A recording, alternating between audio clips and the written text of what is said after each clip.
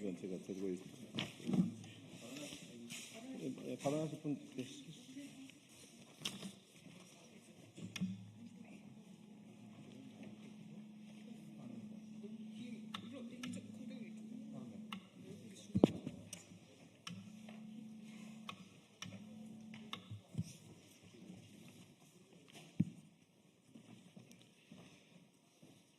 네, 더불어민주당 문체위 소속 조계원 의원입니다. 예, 오늘 서부지법 폭동을 기록한 정윤석 감독 무죄 촉구 기자회견을 갖게 되었습니다. 지난 1월 19일 새벽 서부지방법원 폭동 당시 언론과 함께 현장을 기록하던 정윤석 감독이 경찰에 연행되어 7월 7일 특수건조물 침입으로 징역 1년을 구형받았습니다. 같은 시각 같은 장소에서 같은 방식으로 기록한 언론사 기자들은 보도상을 받았지만 정윤석 감독은 폭도 취급을 받고 중범죄자가 되었습니다. 정윤석 감독은 20년 넘게 국가가 예민한 참사와 현실을 그리고 진실을 기록해온 다큐멘터리스트입니다. 정윤석 감독에 대한 검찰의 무리한 기소를 규탄하고 재판부에 무죄를 촉구하는 국회 기자회견을 오늘 영화 및 언론, 문화예술계 대표님들과 함께 하게 되었습니다. 먼저 오늘 기자회견에 함께 하신 분들을 소개하겠습니다. 먼저 언론인 여러분입니다. 김동찬 언론개혁시민연대 정책위원장님 나오셨습니다. 권순택 언론개혁시민연대 사무총장님 함께해 주셨습니다. 명숙 인권운동 네트워크 바람 활동가님 함께해 주셨습니다. 이번엔 영화인 여러분입니다.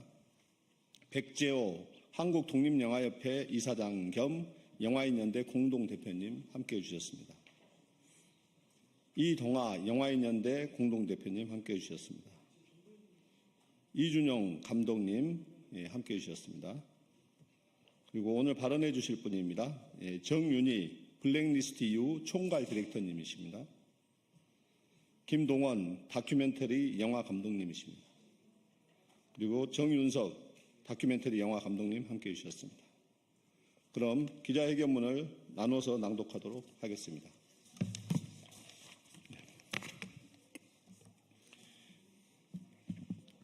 예술가의 기록은 범죄가 아닙니다. 검찰의 무리한 기소, 규탄 및 정윤석 감독 무죄 촉구 기자회견문.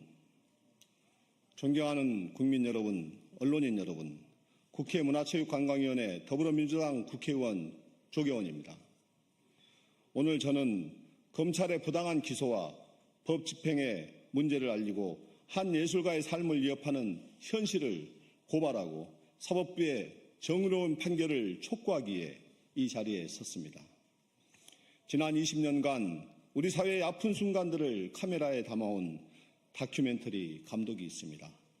그는 2025년 1월 19일 서부지법 사태라는 역사적 현장을 기록하였고 그의 촬영 자료는 JTBC, 시내21 등 주요 언론을 통해 우리 사회가 서부지법 폭동의 진실을 이해하는 데 크게 기여하였습니다. 12.3 계엄 사태는 민주주의를 훼손한 국가적 비극이었고 이어진 서부지법 사태는 법치주의를 무너뜨린 또 다른 재난이었습니다. 그러나 사건을 기록한 언론사 기자는 보도상을 받았지만 예술가 정윤석 감독은 범죄자로 내몰렸습니다. 그는 예술가 신분을 분명히 밝혔음에도 불구하고 80시간 동안 구금되었고 단 한 번의 소환 조사조차 없이 공동정범이라는 억울한 혐의를 뒤집어쓴 채 재판에 넘겨졌습니다. 정윤석 감독은 이미 블랙리스트에 올라 국가의 부당한 폭력을 경험한 바 있습니다. 이번 사건은 단순한 법 집행이 아닙니다. 이는 검찰권을 남용한 표적 수사이자 보복성 기소이며 국가기관의 예술가를 겨냥한 폭력입니다. 이에 저는 이 자리에서 다음과 같이 강력히 촉구합니다. 첫째, 사법부는 정윤석 감독에게 무죄를 선고해야 합니다. 역사를 기록하는 행위는 결코 범죄가 될 수 없습니다. 검찰의 무리한 주장을 바로잡고 헌법이 보장하는 예술의 자유와 표현의 자유를 지키는 역사적인 판결을 내려주십시오.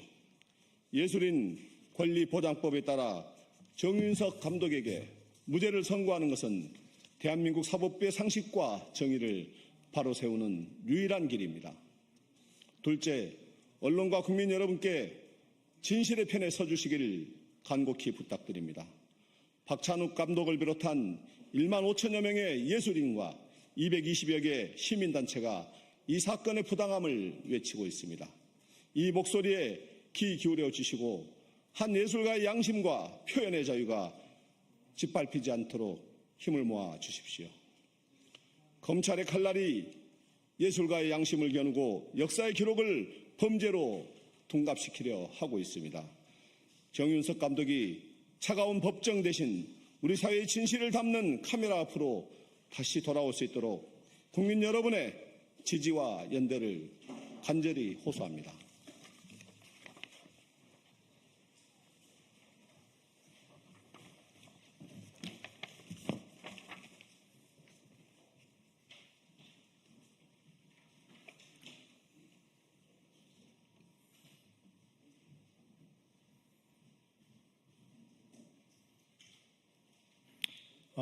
일단 오늘 기자회견 낭독에 앞서서 먼저 헌법기관이신 조계현 국회의원님과 같이 기자회견 할 수 있어서 또 여기 국회에서 기자회견 할 수 있어서 큰 영광이라는 말씀드립니다. 그럼 짧게 지금 읽을 글은 제가 법정에서 읽었던 최후 준술문의 일부를 읽겠습니다. 존경하는 재판장님, 저는 처음 법정에 섰던 그날의 침묵을 아직도 기억합니다. 그 법정의 고요하며 아름다웠던 순간으로 기억합니다. 최후 준술을 준비하며 수많은 판례와 판결문을 읽었습니다. 그 속에서 저는 단지 법의 언어가 아닌 재판관 한 분 한 분의 철학과 신념, 그리고 인간에 대한 따뜻한 시선을 느꼈습니다. 지난 수개월 동안 재판부의 깊은 배려와 공정한 기회를 통해 저는 예술가로서 다시 질문하고 사유하며 또 성장할 수 있었습니다. 언제나 법은 절차적 정당성 위에 세워지며 우리가 그 과정을 존중할 때 공동체의 양심이 될 수 있음을 배웠습니다. 대한민국 헌법은 문화국가를 실현하기 위해서 양심과 사상의 자유, 종교의 자유, 언론 출판의 자유, 학문과 예술의 자유 등을 규정하고 있습니다. 이들은 문화국가의 원리에 불가결한 조건이라 할 수 있습니다. 특히 언론의 자유 그리고 예술의 자유는 민주주의의 핵심 가치입니다. 민주주의 사회에서 예술가는 권력을 감시하고 진실을 말하며 기록하는 역사의 파수꾼입니다. 예술가에게 표현은 단순한 자유의 문제가 아닙니다. 그것은 인간으로서의 존엄과 권리를 담보하는 인권의 문제이며 대한민국 헌법이 보장하는 기본권입니다. 그 신념과 실천이야말로 저를 예술가의 삶으로 이끈 원동력이며 국가적 위기의 순간에 다시금 카메라를 들게 한 이유였습니다. 하지만 국가는 예술가의 양심을 블랙리스트로 만들고 또다시 피고인한 이름으로 다시 이 법정에 세웠습니다. 예술인 권리보장법 제3조는 예술인의 지위와 권리에 대해 다음과 같이 규정합니다. 예술 표현의 자유는 다양하고 창조적인 예술 활동의 조건이자 민주주의의 근간으로서 보호되어야 한다. 예술인 권리보장법 제4조는 예술인의 사회적 역할을 다음과 같이 규정합니다. 예술인은 다양한 문화 정체성을 발현하여 우리 사회 전반을 풍요롭게 한다. 예술인 권리보장법 제6조는 다음과 같이 규정합니다. 예술인의 지위와 권리와 관한 이 법이 다른 법률보다 우선 적용된다. 이에 피고인 정윤석 사건 번호 2025 고함 60은 예술가의 표현과 사상을 형사처벌하려는 검찰의 시도를 단호히 거부하며 다음과 같이 최후 준술합니다. 예술가는 무죄를 주장하지 않습니다. 검찰이 유죄를 주장할 뿐입니다. 이 사실을 마지막 문장으로 남기며 피고인으로서 소임을 마무리하자 합니다. 깊고 현명한 판단을 간곡히 부탁드립니다. 감사합니다.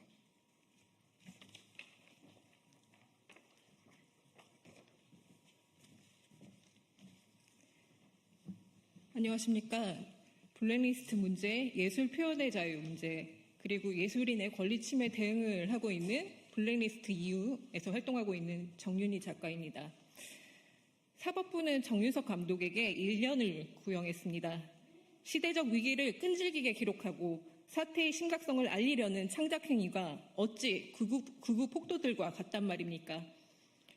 21조 넷, 혐오와 검열에 맞서는 표현의 자유 네트워크 시민단체들과 13,000명이 넘는 시민들은 사법부, 검찰, 행정기구가 서부지법 폭동사건을 기록하던 정윤석 감독의 행위를 헌법, 예술인의 권리보장법 등 법률로 표현의 자유를 보장해야 함을 촉구해왔습니다.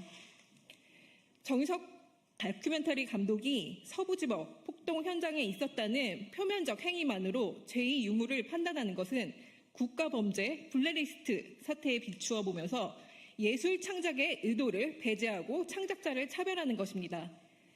이 특수 건조물 침입죄라고 하는 것이 통상 보편적인 예술 검열의 방식입니다. 그 이전부터 사회적 문제, 시대적 문제를 목소리 내어오던 예술인들은 이 시대를 기록하고 그 사건을 기록하고 목소리 내고 표현해왔습니다. 이에 특수 건조물 침입이라는 죄를 씌우거나 아니면 집회 시법으로 위법자, 불법자로 만들어버렸습니다.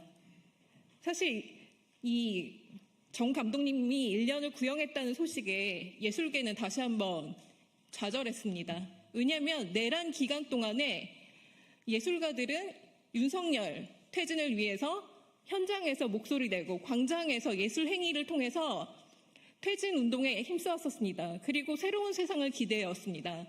그런데 이렇게 정윤석 감독도 그 내란이라는 기간 동안에 기록을 통해서 목소리를 내었던 것이고 또 광장에서 목소리를 내었던 다른 예술인들, 저를 비롯한 시인들, 무용가들, 문학가들, 영화인들 이런 목소리를 내던 예술인들에게 집회 시위 위반이라는 혐의를 또 씌우고 있습니다.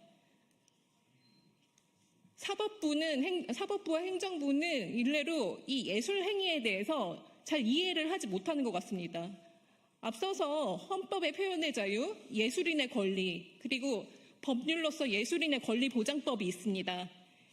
그럼에도 불구하고 사법부나 검찰, 행정부는 예술 행위, 창작 행위에 대해서 인정을 하지 않고 계속 이것들이 위법 행위라고 선고를 내리고 있습니다. 이런 부분에 있어서 굉장히 심각한 문제라고 생각을 합니다.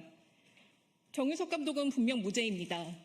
이 계속 언급되고 있는 예술인 권리보장법을 위반한 것은 경찰입니다. 네, 이로 마치겠습니다.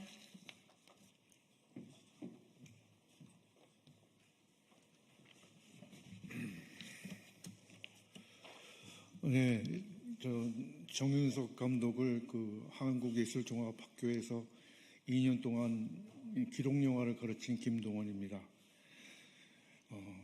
정윤석 감독은 기록영화 감독입니다. 기록영화 감독의 의무는 현장을 기록하는 일입니다. 그 현장이란 때로는 매우 거칠고 위험하고 여러 가지 일이 생길 수 있는 곳이지만 기록영화 감독이라면 그 현장을 피해서는 자기가 할 일을 방기하는 것입니다. 서부지검, 그 당시 서부지법에서는 일반 방송국의 카메라는 단절됐고 폭도들의 카메라만이 폭도들의 거친 행동들만이 있었죠. 그때 정윤석 감독이 없었다면은 폭도들의 일을 기록하는 카메라는 아마 없었을지도 모릅니다.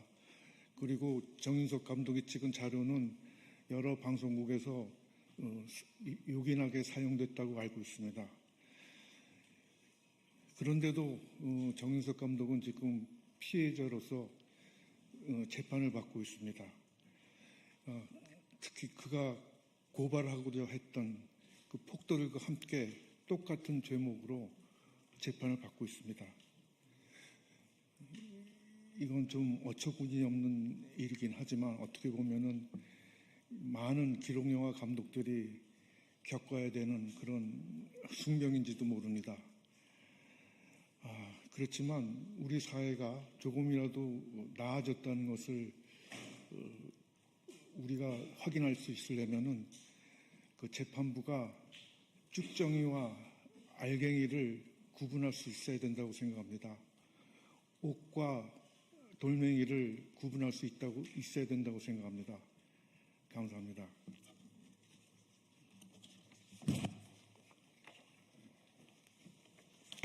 예, 우리 기자 여러분들의 많은 관심과 기사 보도를 좀 부탁드리겠습니다. 이상으로 기자회견을 마치겠습니다.